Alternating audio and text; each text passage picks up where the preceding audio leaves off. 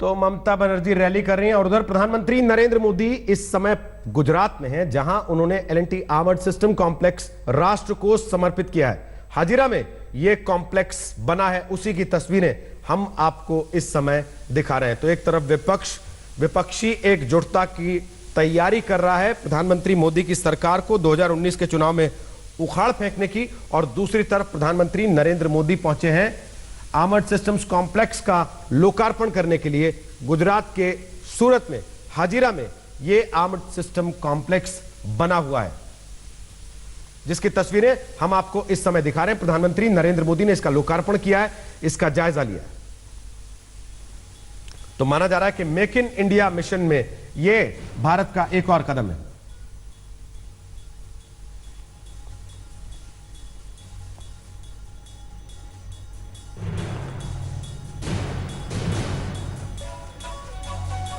तो सीधी तस्वीरें अब से कुछ देर पहले की हैं, जहां प्रधानमंत्री नरेंद्र मोदी गुजरात में उन्होंने हाजिरा में इस आर्म सिस्टम्स कॉम्प्लेक्स का उद्घाटन किया है, इसका लोकार्पण किया है, देश को समर्पित किया है इसे।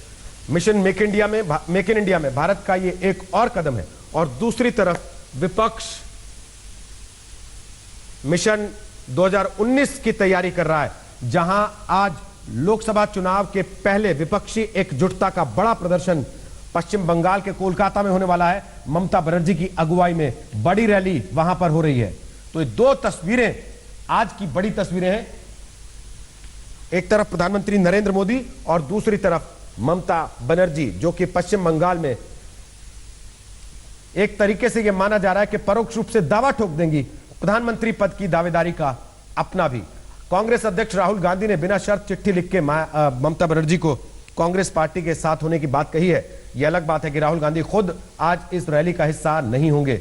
हमारे साथ कई मेहमान बने हुए हैं। हमारे साथ मोहम्मद खान है, कांग्रेस पार्टी का पक्ष रख रहे हैं। हमारे साथ प्रोफेसर दिनेश वार्ष्णेय है, वो लेफ्ट पार्टीज का पक्ष रख रहे हैं। और हमारे साथ प्रोफेसर संगीत रागी हैं, वो संघ से जुड़े हुए हैं।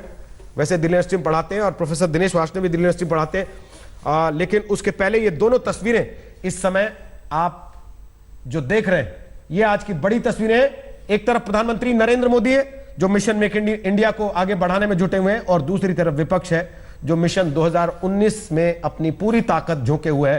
पश्चिम बंगाल में ममता बनर्जी की अगुवाई में आज ये महा रैली हो रही है, जिसके बाद ये माना जा रहा है कि ममता बनर्जी भी पीएम पद की एक बड़ी दावेदार हो जाएंगी।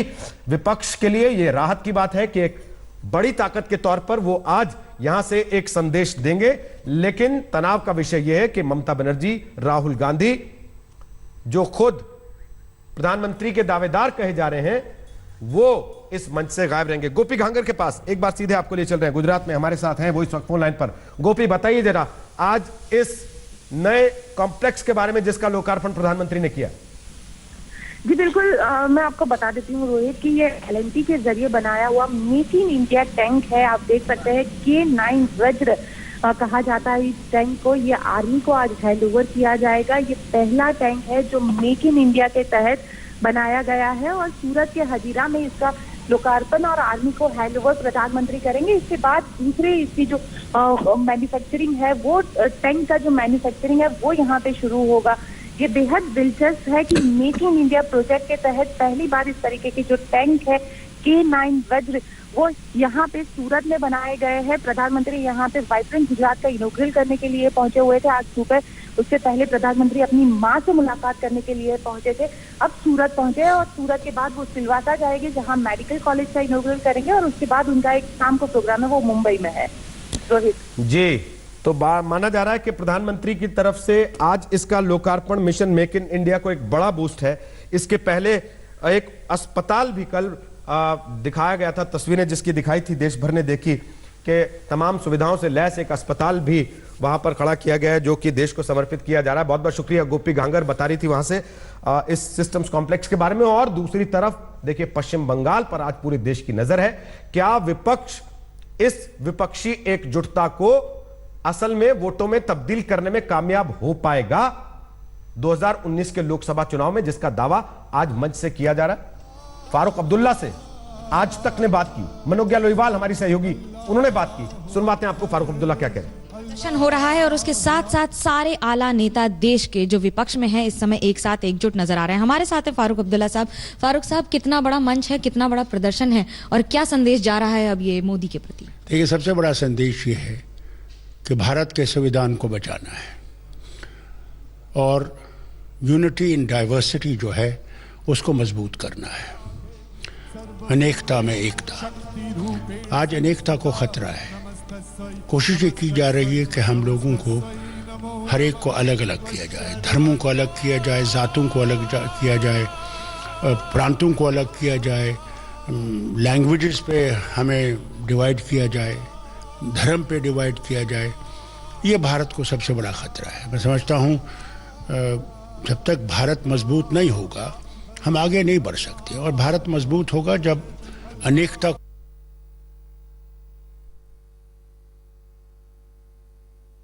चिट्ठी आ रही है, राहुल गांधी जी को बुलाया गया था, वो नहीं आए, लेकिन टीआरएस नहीं आ रहे हैं, बीजेडी नहीं आ रही है, तो ये दलों के नहीं है। कौन आ रहा है कौन नहीं आ रहा वो छोड़ दीजिए आप। सवाल इस बात का है सब लोग वो आए ना आए मगर इस बात में एकजुट हैं कि वतन को बचाने के लिए हमें अपने आईन को उसको बचाना है, उसको प्रोटेक्ट करना है, उसको ये बदलाना चाहते हैं। उसके लिए ये सब खड़े हो जाएंगे, आप घबराइए मत।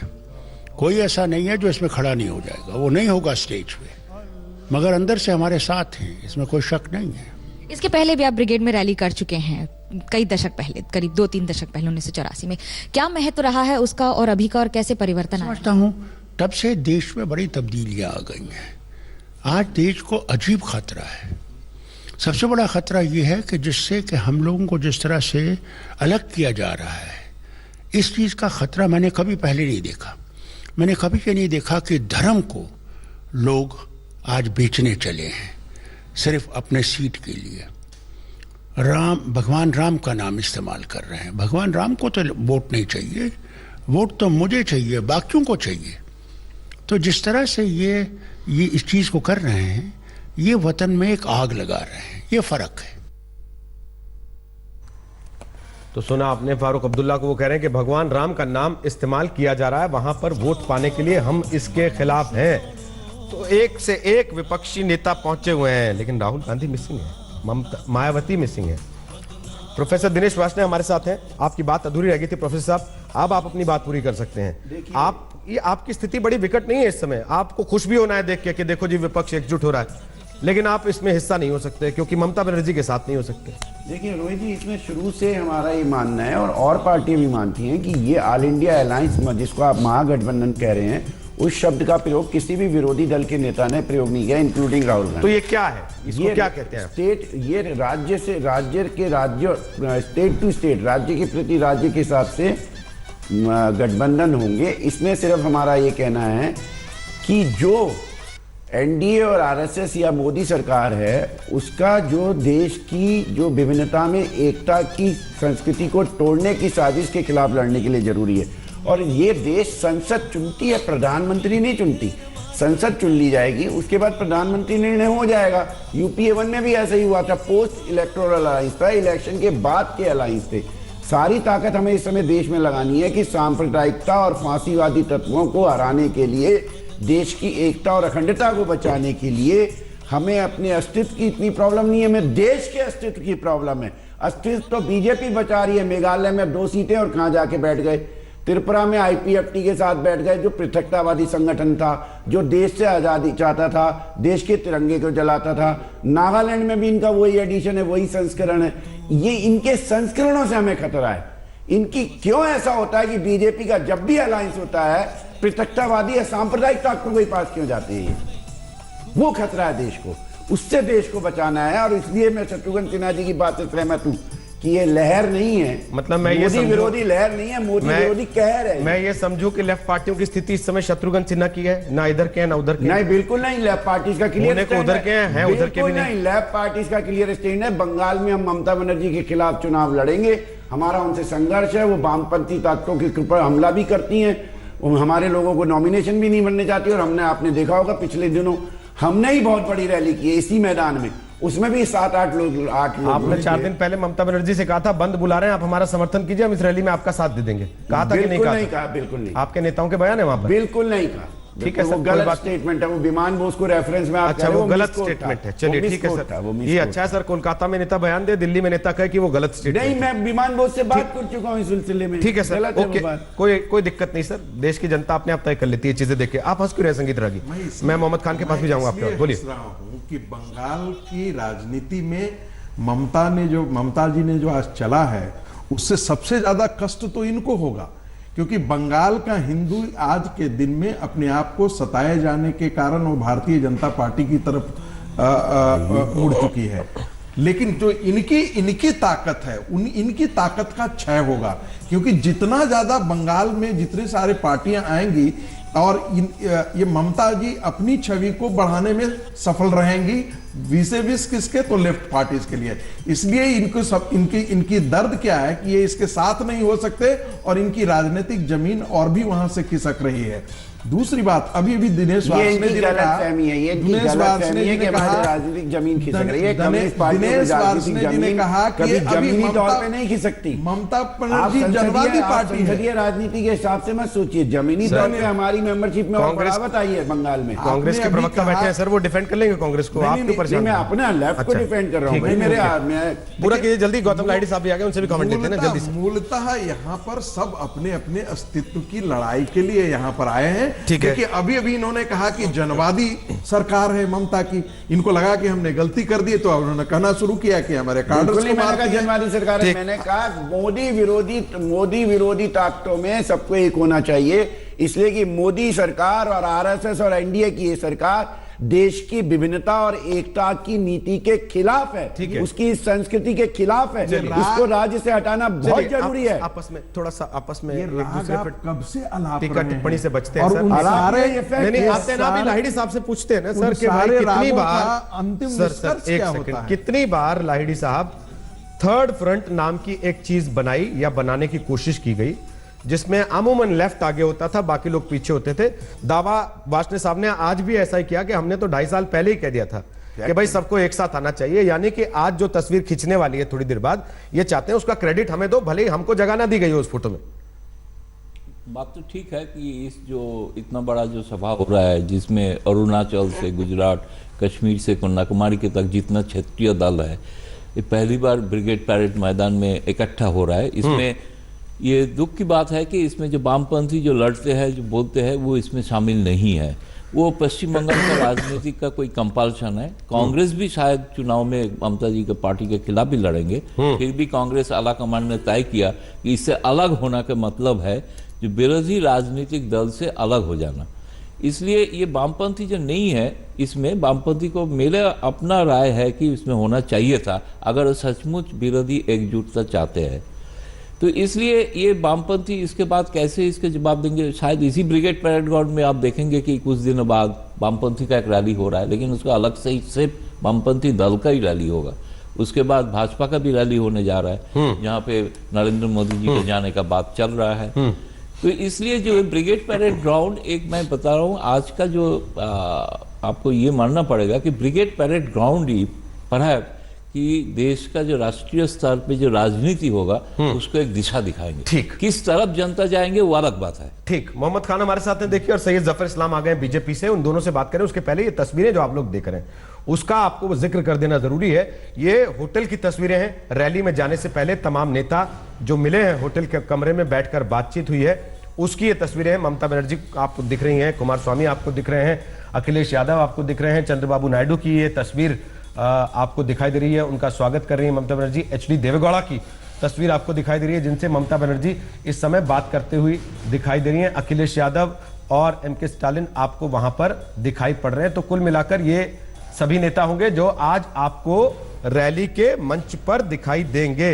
एक बड़ी चीज ये मोहम्मद खान साहब कि राहुल गांधी और मायावती नहीं होंगे, इसका मैसेज ये जा रहा है कि जो जो अपने को प्रधानमंत्री का दावेदार मानते हैं, उन्होंने तय किया कि जो तीसरा व्यक्ति अपने को पीएम का दावेदार मानता है उसके साथ हम नहीं खड़े होंगे। एक खेल होता है पहली जैसा, शेर बकरी पत्ता, वही स्थिति हो गई है गठबंधन की। ऐसा लगता है कि ये होगा तो ये नहीं, ये होगा तो वो नहीं, वो होगा तो ये नहीं। तीनों एक साथ आओ तो जाने मैं जवाब देता हूं। कैसे नदी देखिए, पार रोहित जी, होगी। मैं जवाब देता हूं। तो रोहित जी, आपने जब डिबेट की शुरुआत की थी, आपने शुरुआत में ही बता दिया था कि राहुल जी ने चिट्ठी लिखी, लिखत में समर्थन दिया है इजरायली को, और हम सचमुच स्वागत करते हैं कि सब साथ आए और चुनाव लड़ें। लोकतंत्र की मैंने शुरुआत में ही कहा खूबसूरती ये है कि अलग अलग विचारधाराओं के लोग जो है आ सकते हैं जब एक हमसे बड़ा उद्देश्य हो। और यहाँ पे बड़ा उद्देश्य क्या है? फारूक अब्दुल्ला साहब ने इतने खूबसूरत अल्फाजों में बयान किया कि जो जहर और विष फैला रखा है देश में भाजपा सरकार ने, इससे लड़ना है। उन्होंने बड़ी खूबसूरत लाइन बोली, मुझे बड़ी अच्छी लगी कि राम जी, श्री राम जी को कहाँ से जरूरत है वोटों की? वोटों की जरूरत तो भाजपा को है जो उनका नाम लेती फिरती है। तो ये इतनी खूबसूरत लाइन लगी मुझे, और इससे समराइज हो गई भाजपा की राजनीति।